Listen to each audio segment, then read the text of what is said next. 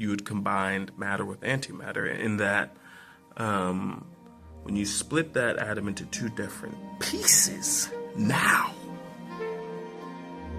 those two pieces are smaller, but you've released some of that mass as energy.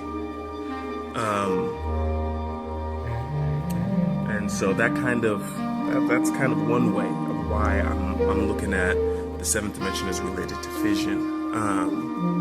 And then centralization, I also believe, is a feature of fission. And some ideas that I had worked out so far is that what actually happens is, first you have a system, which I believe is related to quantum, sixth dimension.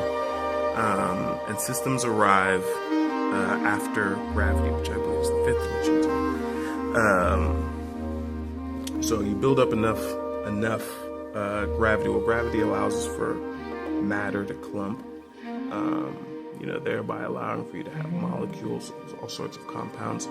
And then I think that arises in the necessity for what we call quantum, but on a larger scale. And again, all my theories are always me piecing some stuff together. On a larger scale, it starts to allow for, let me just skip certain systems to build. I don't want to use too much of your time to just start coming up with ideas. And those systems persist until, centralization becomes inevitable for various efficiencies. Because you have lots of different components are being centralized. It's still a system, but it becomes centralization. And so that's where, and then to combine those two ideas, and I'll leave it there, when you have a buildup of centralization where we start bursting towards where I think is the realm of fusion, which is why fusion is such an interesting topic as well. But anyway, when you get to that burst point, I think there's a special quantity of energy at the rupture, and